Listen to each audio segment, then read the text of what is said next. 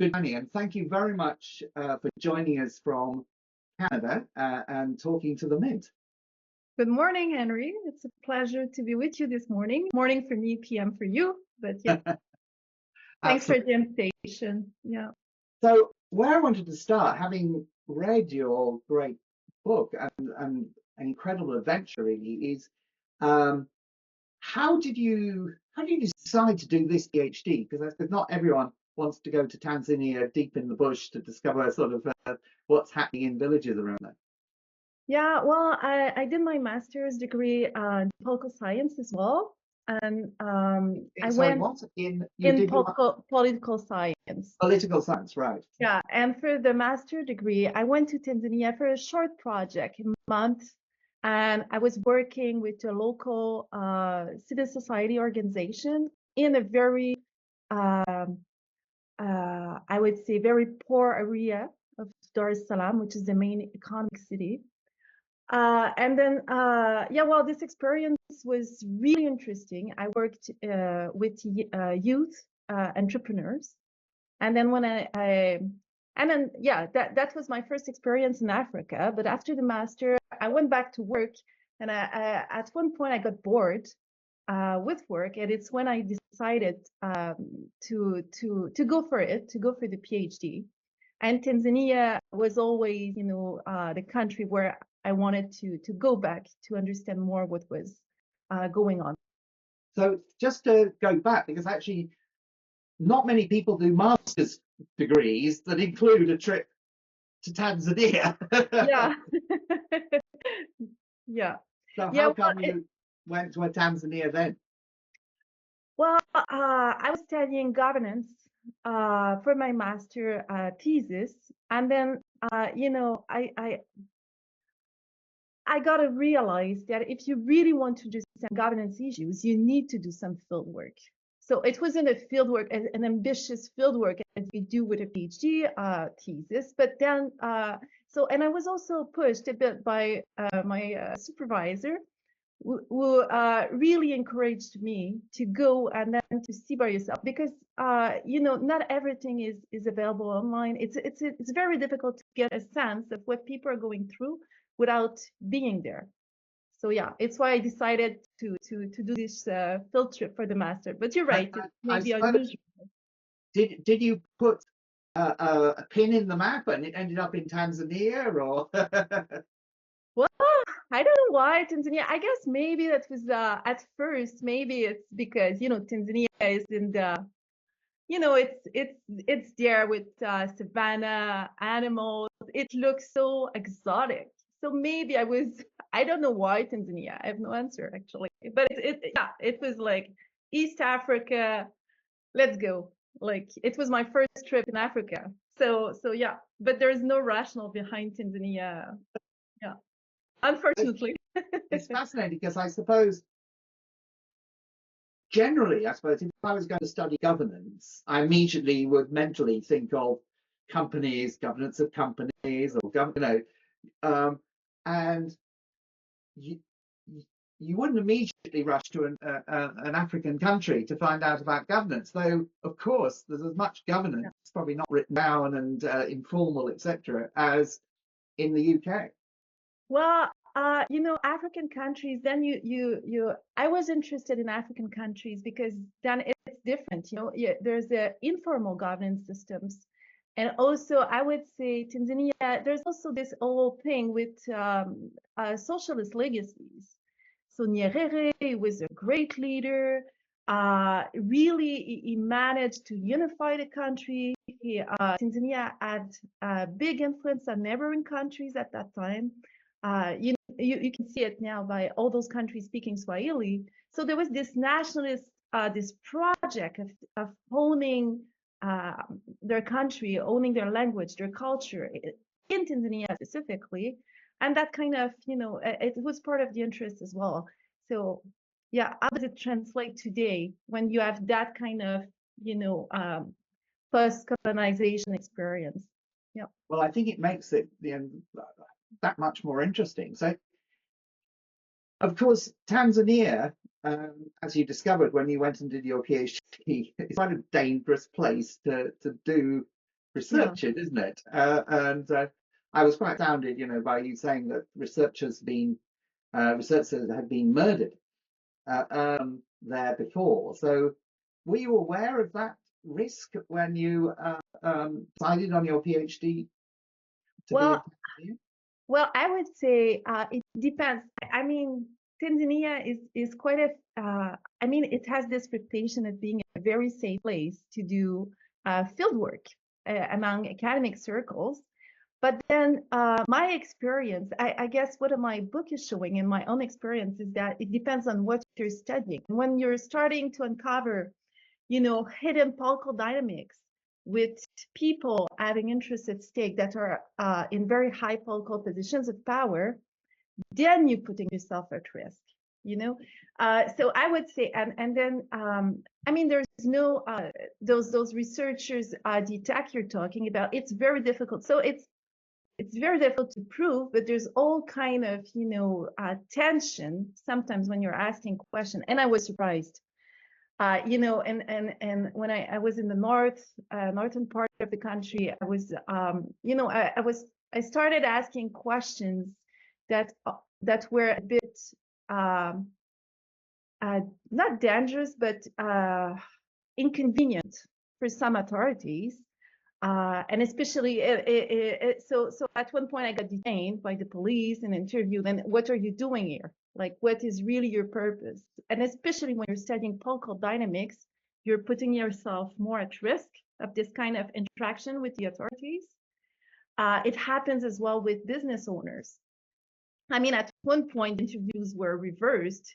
I got interviewed by the CEO of the company, and they wanted to know, what do you want to find here?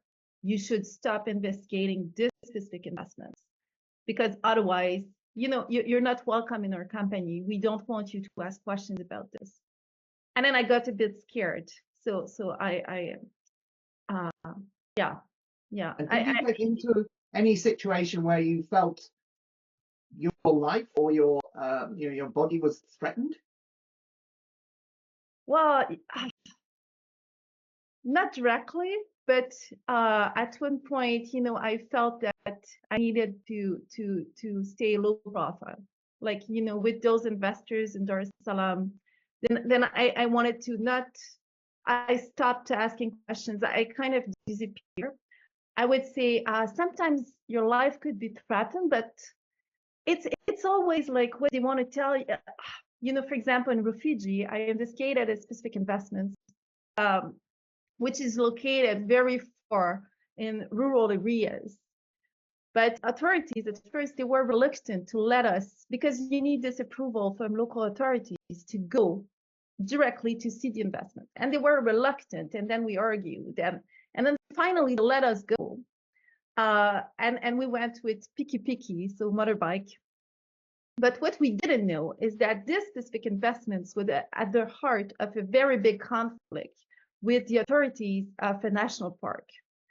And then they were at the point of the conflict, so where they were shooting people that were not supposed to be there. So my life was not directly endangered, but at the same time, I found myself visiting this investment without knowing this conflict and the risk that I could be mistaken for someone, I don't know, wanting some wrongdoings, and then I could have been shot at. It didn't happen, but that kind of risk it's always related to information, and information is difficult to obtain, especially when there are political interests that want to hide some of this information because they want to protect some dynamics they put on. So then as a researcher, you find yourself at risk because you don't know, and it's very difficult to get an understanding of what's going on politically in some of those projects. Blimey. You mentioned inconvenience earlier, and one of the things I thought was really impressive was that you walked miles, didn't you, to villages? So you didn't go on motorbikes, you didn't go in a car, but you walked. Can you just tell us why that was the case? Well, I'm a very inductive person in terms of research, so I go with the flow and I'll try to. So what I discovered is that actually, I wanted to tell the stories of rural people, the local communities. And there's this access. It's again, it's linked to access to information. So when you go to villages, usually the process they will ask you to go to village leaders, and then village leaders will bring you to some specific villagers for interviews. But then it wasn't good enough for me, because if villagers are selected by village leaders, how do I know what villagers think for real? Or do they feel, comfortable to tell me if there's any issue with their leaders? So it happened to us, and I was lucky enough to have a very good research assistant, Goodwin, who he was with me in this bush. And so we walked together. And at one point, we decided to just first, because when you're with a car, you're also very visible. So it was simpler to go with motorbike. And then we walked, and then we made so many interesting discussions, and we were able to avoid control of authorities. So then villagers, they were very surprised to see a Muzungu, a white person arriving by foot. And but then, it was a great way to create a connection and to reassure them on my own intention, which was really to get their stories. What I wanted to give them a voice. What do you have to say? What do you think? What are the issues you're facing? So I think it worked well. And a last point on this, I would say the other issue in Tanzania is you have the farmers, but you also have a lot of people, they're pastoralists. So they're moving around with herds. Yeah. And finding those men moving around with the cows is very difficult. It's their living, so they're moving around with seasons. And it's another we decided, so we were walking, you speak with one, he tells you, well, there's another one, and then you hear the cows, and then you walk in this direction, and when you find the cow, then you find a herder, and then you can interview him. So yeah, maybe it's unusual. I thought it was great. And your assistant was a Tanzanian. Yeah. They knew all the languages and the culture and the. Yeah, I first met him in the northern part of the country. So he's a student. He was studying at Uganda University, but he was Haya. So there's many ethnic groups in Tanzania. And when I met him, he was speaking Haya, Kiswahili, and English, which was great for me. So I hired him first for the Kagera region investment. But then, he was keen on learning, really interested, and we had this great dynamic together. So we're still in contact. He's still updating me sometimes about what's going on, and he becomes a friend. And then when I went to Rufiji, even though he didn't speak, Sukuma language or the other languages there, I felt it was much more reassuring for me to keep working. And by then, he had a good understanding of and he was interested in what we were researching, So yeah, he was my partner for this whole process. Yeah. He hasn't been put in danger, has he, by his involvement, do you think? No, he was no, I don't think so. Yeah, he was also like, as a white woman, there's a lot of thing you can understand or get when you're going out with people, having a beer. And I wasn't able to do that, especially in very rural regions, because I'm way too visible. But Goodwin, he was. So I remember, like, sometimes he went to the bar, he played some local games with people, and then the following morning was updating me like, Joanny, apparently there's this big conflict upcoming between farmers and herders. We should go, because he learned. Yeah, so it was really, he was invaluable in this research process. Really, Goodwin for Vincent. Yeah. So getting on to the topic that you were looking into, land investments in Tanzania. The first thing that sort of struck me in your book was where you wrote that most of these investments fail, Yeah. Yeah. which I was astounded by, thinking, well, how's it, if this whole taking land, investing land, all this money going into Africa is not actually delivering anything, or rarely succeeding. Why has it been going on for so long? Because you say this is not new. It's a decade, 2 decades, or I mean, can the World Bank be at that point to any successes? Yeah.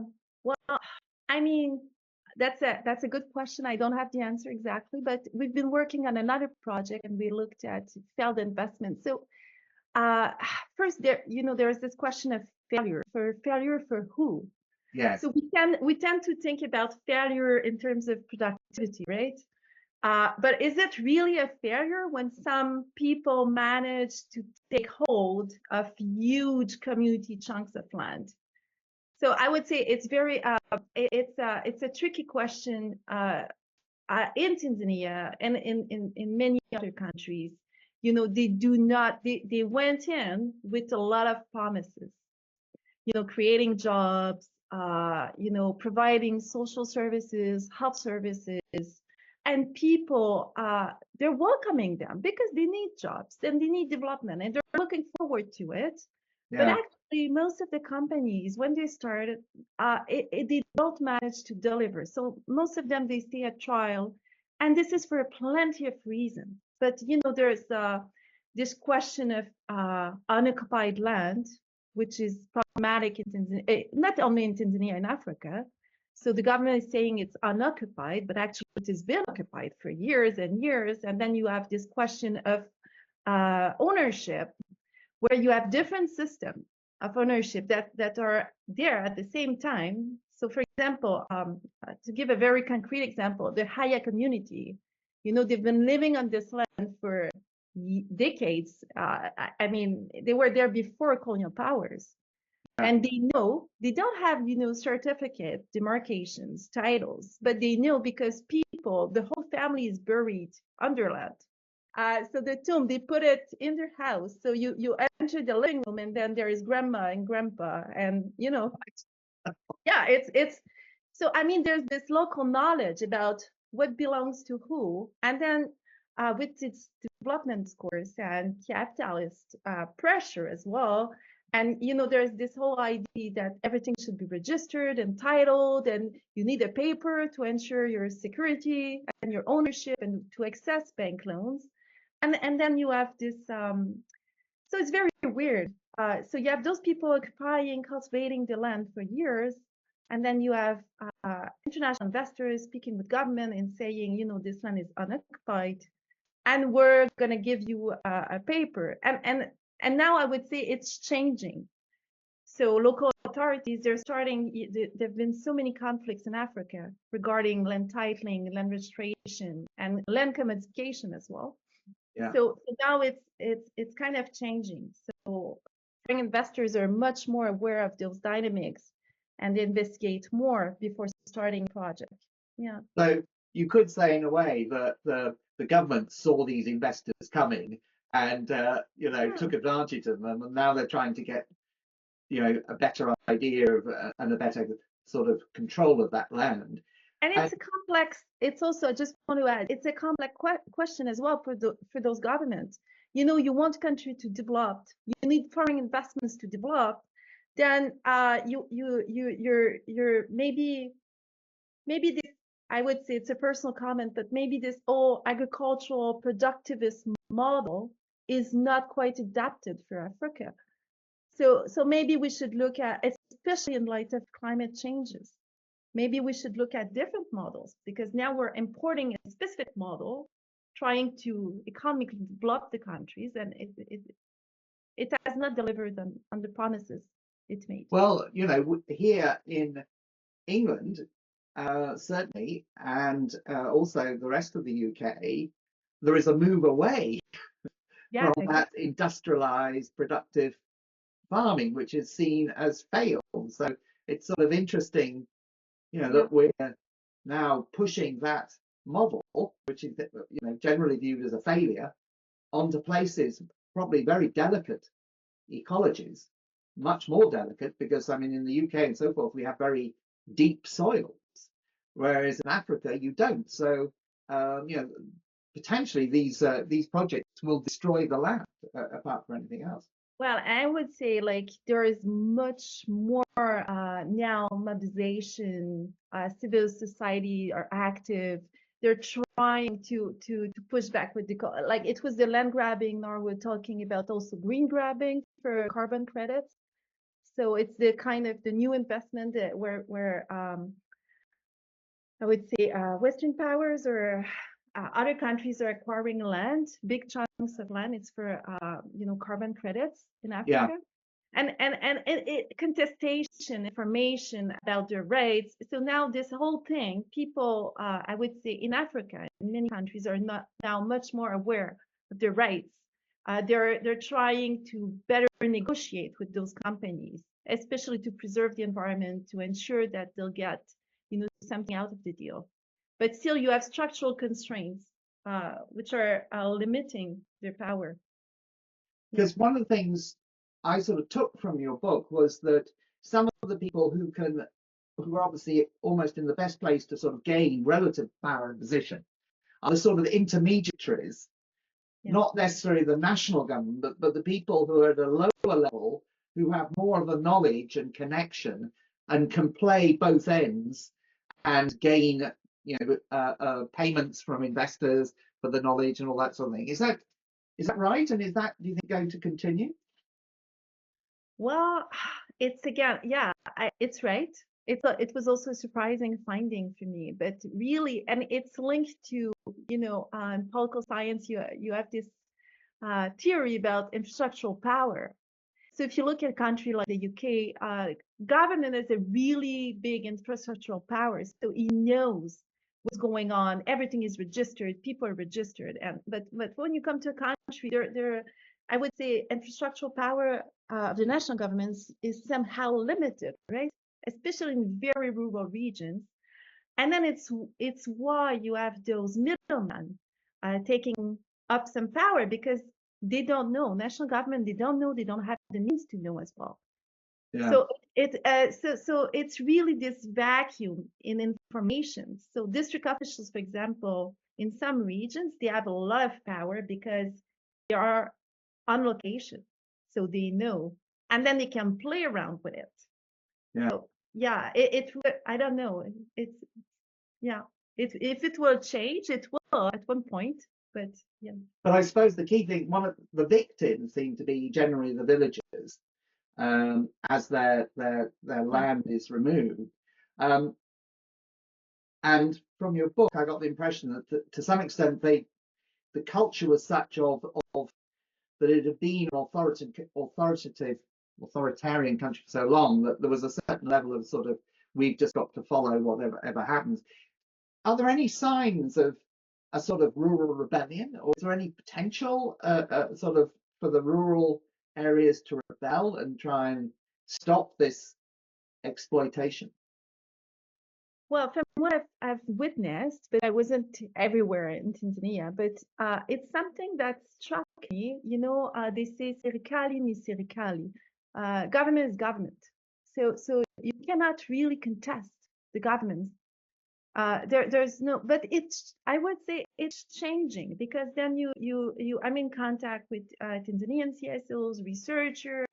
They're sharing information. They're educating people about their rights, what they can do. So it's changing, but really this inheritance from the Nyerere socialist policy. So Tanzania, it's a country where you need to think about it, but it's a country where in the 70s the government decided to create villages, and then they moved the population. Imagine, like so they forced them to move from in the village designated area by the government. So I mean, government power it's very difficult to contest. in the mind of villagers, because I was asking them, like, if you don't agree, just go in the street. Like, if all villagers are going in the street right now, Yeah. they cannot arrest you. But this and it's different. I would say I think in some countries it's much more organized in terms of yeah. But now we're talking. Yeah, it's a very politically salient issue, access to land in Tanzania. Yeah, and I suppose if there isn't a tradition of people going on the street, No. and a sense that it might achieve something, as opposed to actually putting you in more danger, because there are, I mean, situations quite often where people who go in the street get shot at. And people, they're resisting. That's something that's interesting. Let me tell you a short story about that. But yeah, we went to a village. It's in south of Dar es Salaam. And when we arrived to the village, they were supposed to have like 5,000 people living there. We spoke with district officials, there's big investments, and we arrived to the village with goodwill. And there's nobody. Like, we're walking around, there's the school, there's the office, there's the health center, but there's no villagers. And then we're confused. We don't understand, like, where are the villagers? Like, they should be there. So we walked, and then we met someone. And he told us, like, the villagers, this is the official location of the village. So it was created with this Nyerere policy, Right. Villagers, they came here when they were forced to, but then they decided to go back. So all the villagers are still it's in an area near a river, which is much more fertile. Right. And they're still there. So it's about 16, 17 kilometers from the official location of the village. And so we took a a motorbike, and we went. And then, of course, the villagers were all there. But, you have this discrepancy because, in the 70s, in this area, there were flooding. So the government, in emergencies to help to rescue those villagers, they decided to move them to those new villages near the main road. Right. It was mandatory. So you cannot decide not to move. You have to move.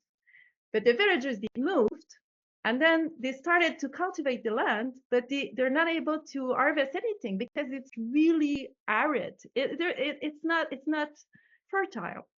So what they did, they moved back to the original area, right? Yeah. But the government did not acknowledge that.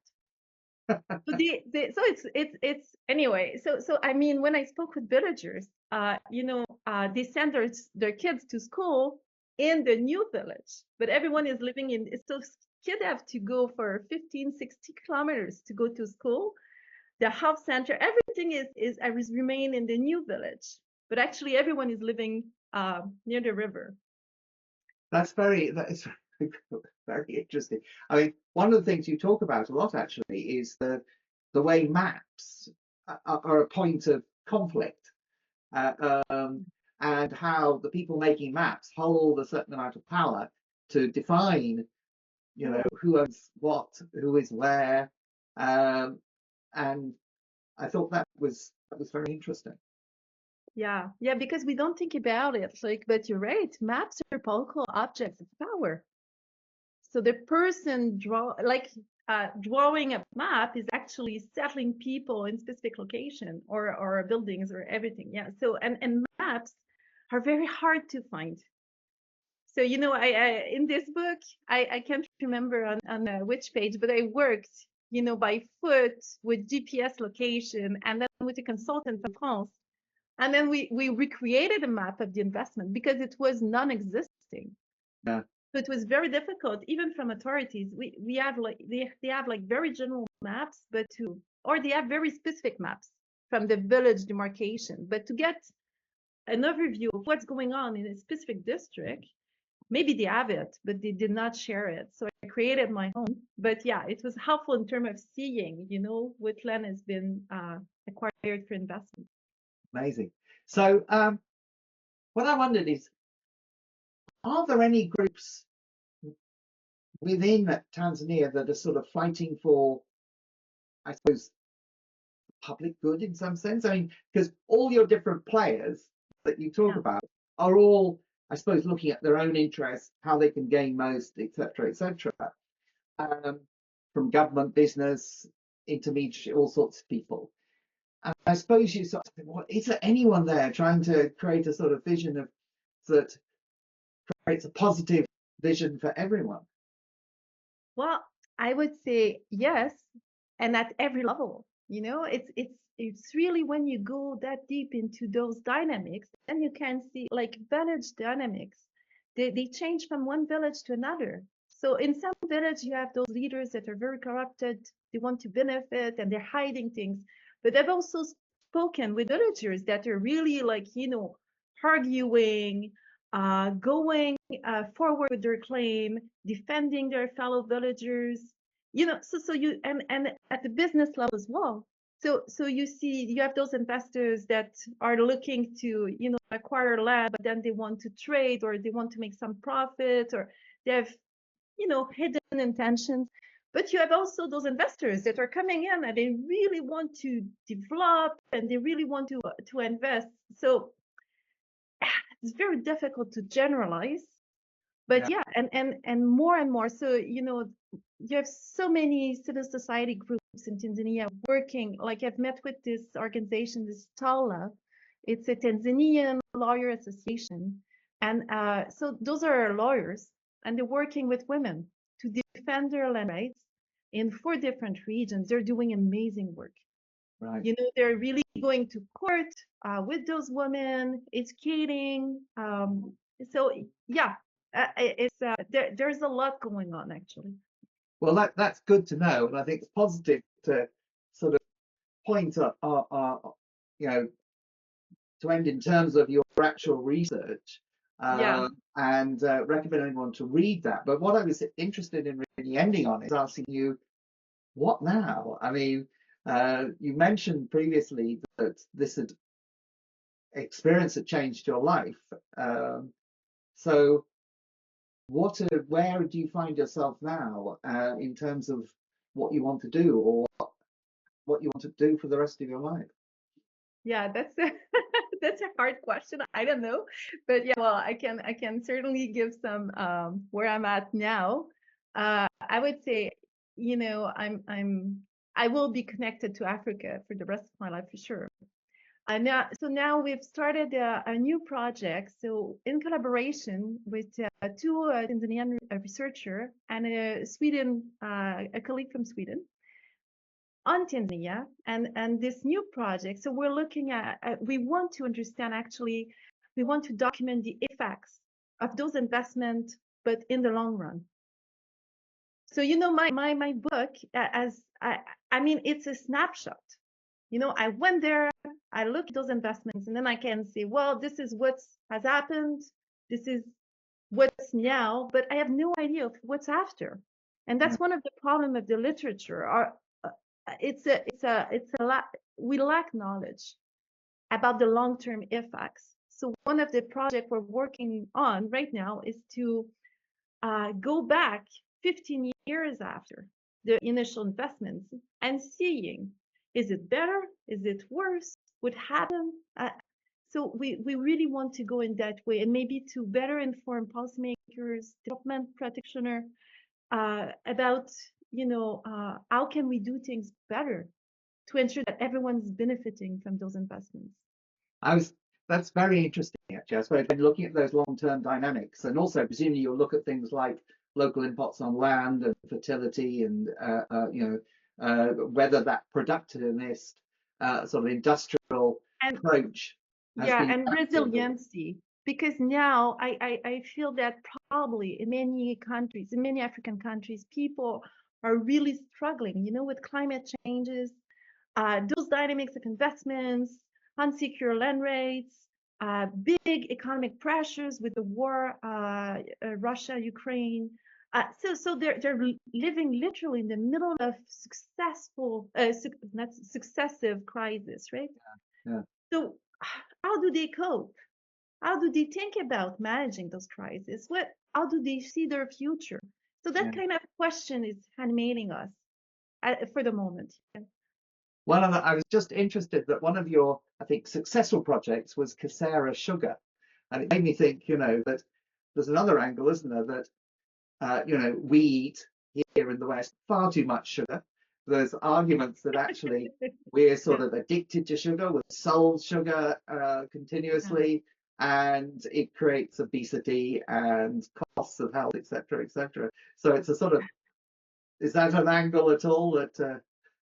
Yeah, well, it was when there's this drought in this specific region, and then they were producing sugar, and people were starving. So I mean, there was nothing to eat in this specific timing. I was there, and it really struck me at that time. Why are we not producing corn or wheat or something that people, it's a staple food, that's something that people can. But then I don't.